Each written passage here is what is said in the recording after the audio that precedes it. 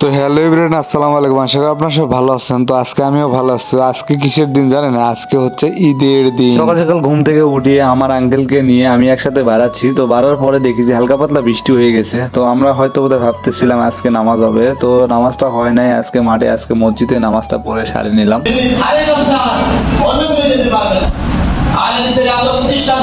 আমার মনে হয় মসজিদ থেকে মাঠে নামাজ পড়াটাই ভালো হয়, কারণ ওখানে সবার সাথে দেখা হয়, অনেক গ্রামের সবাই একসাথে আসে, তাদের সাথে দেখা হয়। আমরা এখানে কোলাকুলি করে নিলাম মসজিদের ভিতরে, যেহেতু বাইরে বৃষ্টি হচ্ছে হালকা পাতলা। তো যাই হোক, খুতবা টুতবা শোনার পরে সবাই মসজিদ থেকে চলে যাচ্ছে। আমার চাচাতো ভাই এখনো উঠতেছে না, তাকে আমি হাত ধরে জোর করে তুললাম। তোলার পরে আমি রাস্তাতে বের হয়ে যাচ্ছি। আমার একটা বন্ধুর সাথে দেখা হলো, তার সাথে একটু ছবি। আজকের ঈদের দিনটা একটু অন্যরকম লাগতেছে, যেহেতু গ্রামে সবাই একসাথে নামাজ পড়লাম। আর আমার আঙ্কেলেরও এখানে নামাজ পড়লো, তারাও আসছে। এখন আমরা একটু হালকা পাতলা গল্প করতেছি। এখন আমরা আজকে চলে যাবো, যে আজকে কুরবানির যেহেতু ঈদ, এখানে আমাদেরকে গরু জব করতে হবে। ঈদের দিনটা এবং ঈদের নামাজ পড়ার পর ফিলিংসটা অন্যরকম লাগে। আজকে অনেক খুশি খুশি লাগতেছে, যেহেতু আজকে গরু জবাই হবে। আমাদের এখানে গরু জবাই শুরু হয়ে গেছে। বাইরে থেকে আসতে আমার একটু দেরি হয়ে গেছে, কারণ অনেক দেরিতে আসছি। আসার পরে কাপড় চোপড় সব খোলার পরে নতুন করে আরেক ড্রেস পরলাম, যেহেতু গরুর মাংস কাটাকাটি হবে, রক্ত রক্ত পড়বে, এই জন্য আস্তে আস্তে একটু লেট হয়ে গেছে। ছোটবেলায় এই দিনটাতে অনেক মজা আনন্দ অনেক কিছুই করছি, আর এখন বড় হয়ে কিছুই নাই মনে হচ্ছে।